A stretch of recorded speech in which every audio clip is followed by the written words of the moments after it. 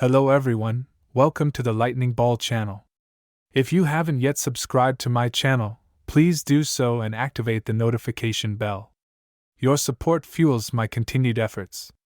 In our previous episode, Rimuru and Guy, along with others, analyzed the enemy commanders, revealing that Feldway also possessed the ultimate skill Lord of Justice and uncovering the true identity of the great sorcerer Emperor Jahil. In this episode, we will briefly learn about Michael's actions, as well as delve into a private conversation between Diablo and Rimuru, where Diablo analyzes Feldway's true strength. Additionally, we will also provide a brief update on Obera's situation. Let's get started. When Feldway returned to the Star Palace, he found that Michael had just arrived as well. Noticing Michael's disheveled appearance, Feldway asked if he had encountered any trouble. Michael explained that while dealing with the traitorous Obera, he discovered that his castle guard was not functioning. Feldway noted that his own castle guard was operating normally. Here, the author explained the failure of Michael's castle guard. Essentially, Feldway and Michael's skills were parallel existences of the same skill, with the loyalty source for castle guard set as the Phantom race. Since hardly anyone in the Phantom race knew of Michael's existence, castle guard failed. While Feldway was loyal to Michael, this loyalty did not provide the energy source needed for castle guard to function simply because they considered each other as friends. For the fleeing Obera, either Michael nor Feldway were greatly affected. Although Michael wiped out Obera's entire army, Feldway did not consider it a significant loss. In fact, Obera's subordinates had only pledged loyalty to Obera, having no allegiance to Feldway. Therefore, the loss of this army did not affect them significantly, nor did it impact the power of the castle guard. Naturally, the main topic of Michael's post-war meeting was the command structure of the army about to invade the Central World. Michael was undoubtedly the sovereign, with Feldway as the supreme commander, and Velzard serving as an advisor. Velzard's role in countering Guy was highly evident, so Michael and Feldway decided to grant Velzard the authority to act independently. The previous three mystical admirals have been reduced to just Zelario, with Cornu's death and Obera's betrayal. Therefore, Feldway appointed Fen, Zelario, and Jahil as the three-star admirals. This marked Fen's first appearance in the novel. Fen, the brother of de Gruel, was known as the Mad Fist Giant who rampaged during ancient times and was sealed by Veldanava. With existence points exceeding 60 million, he rivaled true dragons. Fen's immense pressure was palpable, causing everyone present to feel intense oppression. Even the usually arrogant Jahil trembled.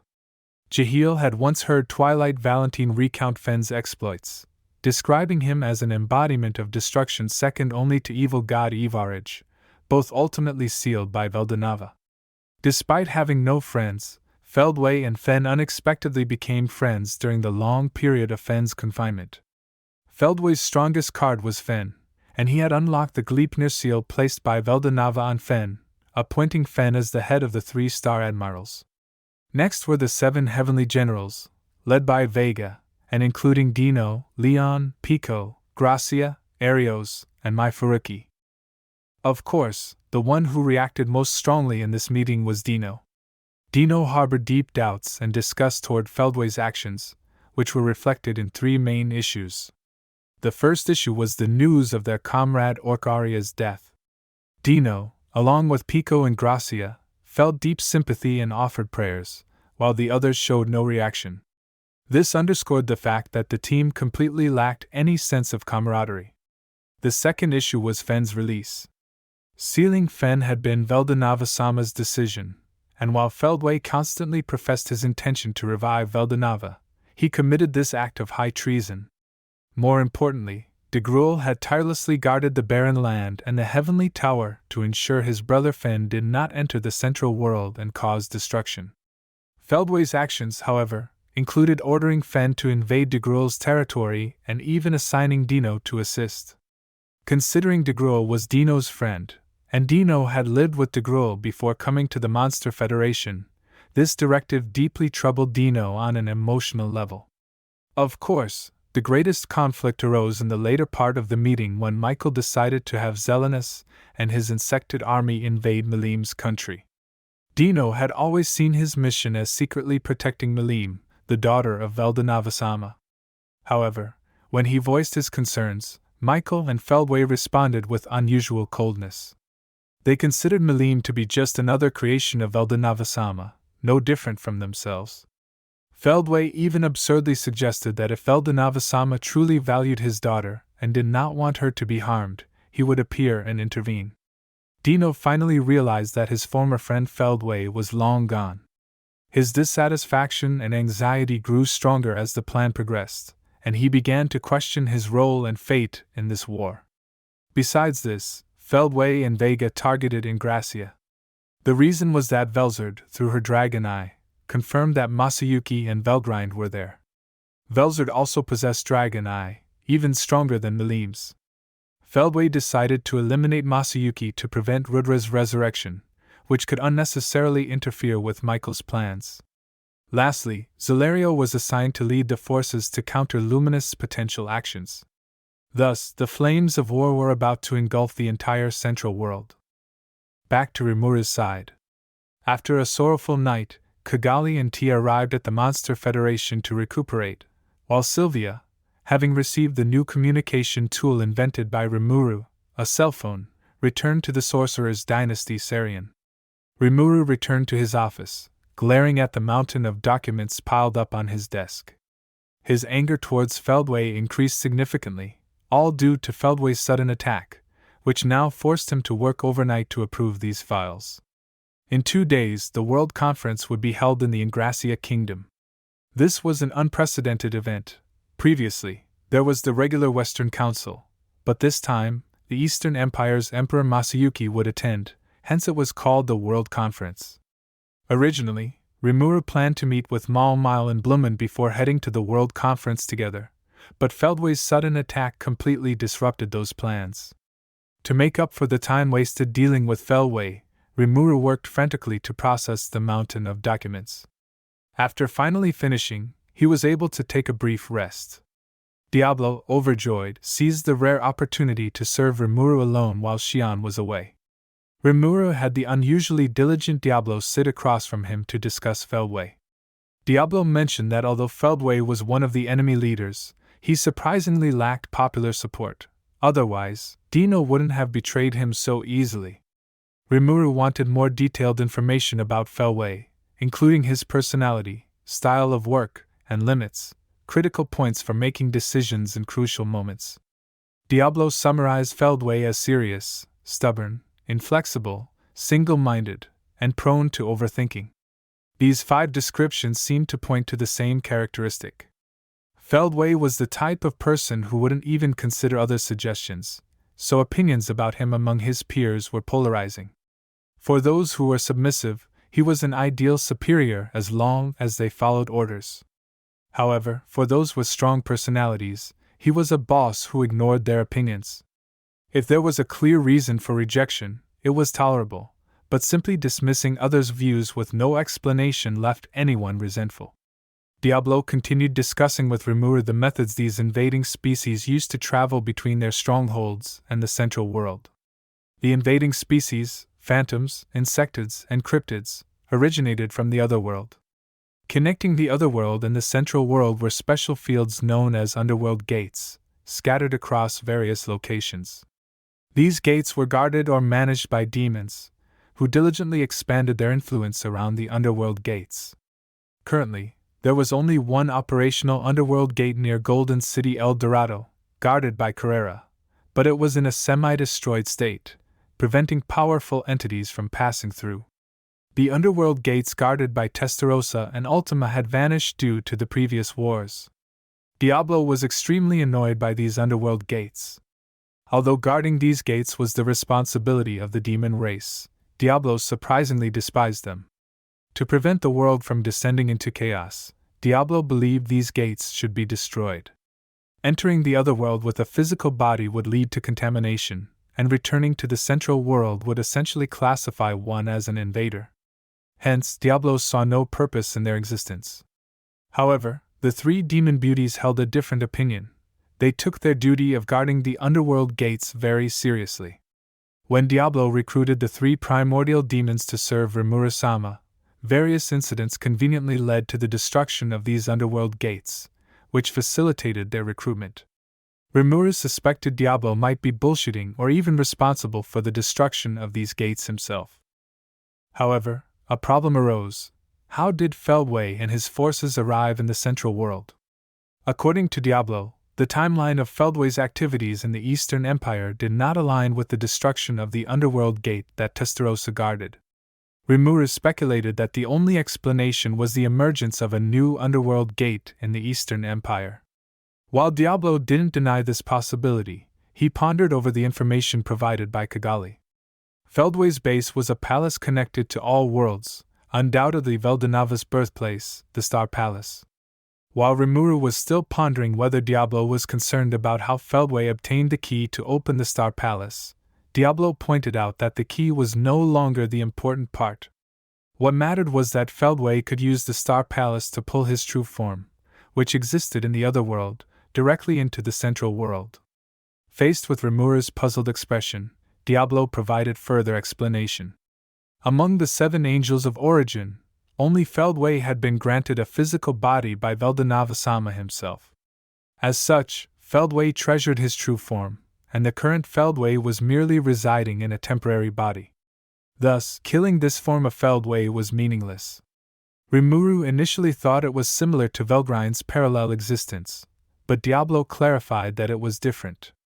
Feldway's true body wasn't in constant connection with his temporary one. They only synchronized memories periodically.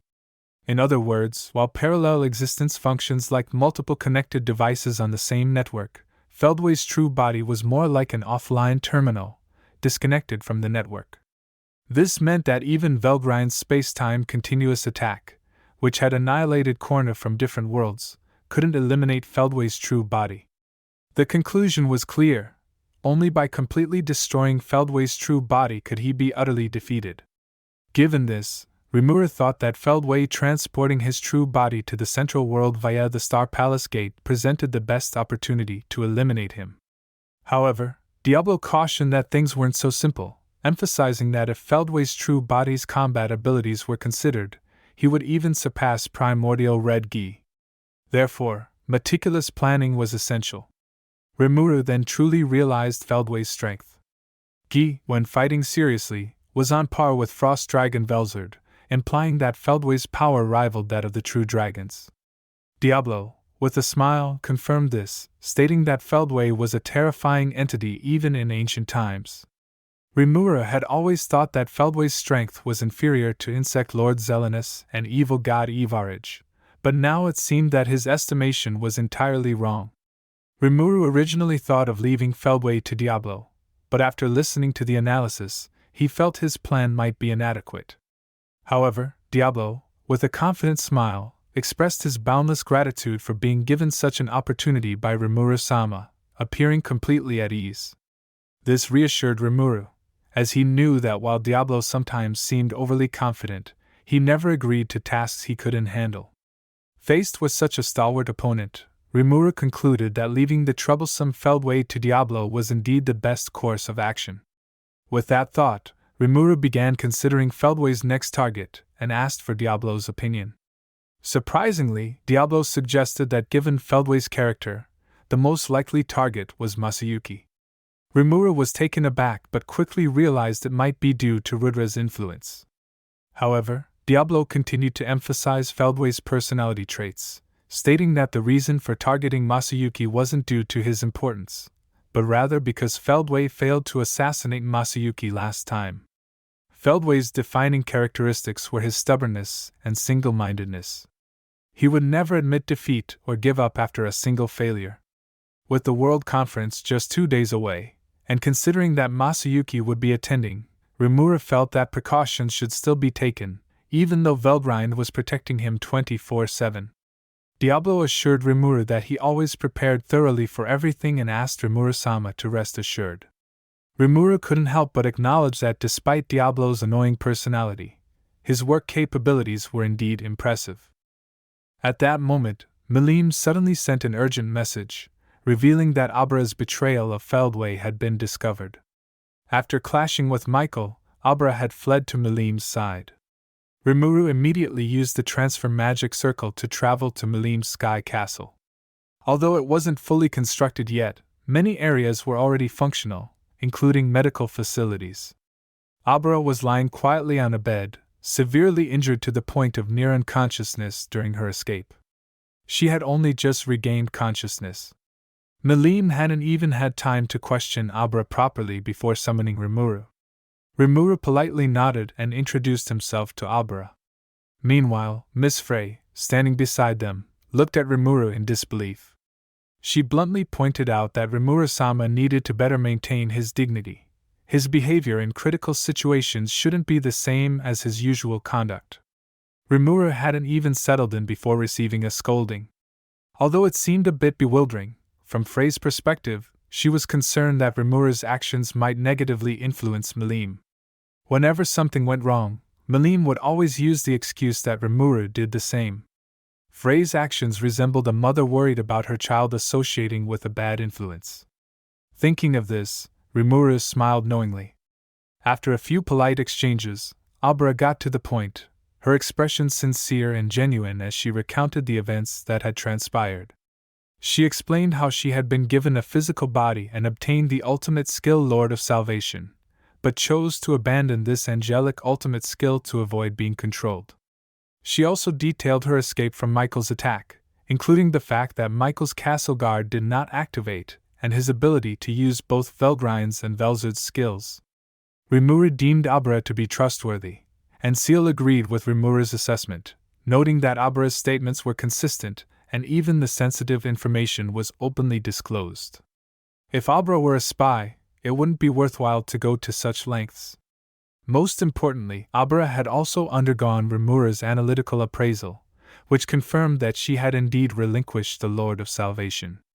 This further solidified Obera's reliability, and her information was promptly shared among the demon lords. Alright, that's all for this video. From Michael and Feldway's battle plans, it's evident that they intend to launch simultaneous attacks across the world. One reason for this strategy is to divert Rimuru's forces away from Ramirez's labyrinth. Michael and Feldway lack the most basic human emotions, which is apparent from their attitude towards Milim, considering Veldanava-sama's daughter no different from any other creation of Veldanava. Dino, having observed the human world for tens of thousands of years, had learned much from humanity, including their interpretations of divine will and their tendency to believe what they want to believe, even if it's wrong. However, Dino never expected Michael and Feldway to make the same mistakes. An interesting point is Feldway's conviction that if Milim were harmed, Veldanava would return to punish him. Well, we all can guess who will actually come to punish him in the end. In our next episode, we will turn our attention to Masayuki in the Ingrassia Kingdom, and De Gruel in the Barren Land, guarding the Heaven Tower, with the long-awaited return of Ultima. The next episode will be just as exciting. If you enjoyed this video, please like, comment, and subscribe. Your support is greatly appreciated. See you in the next one.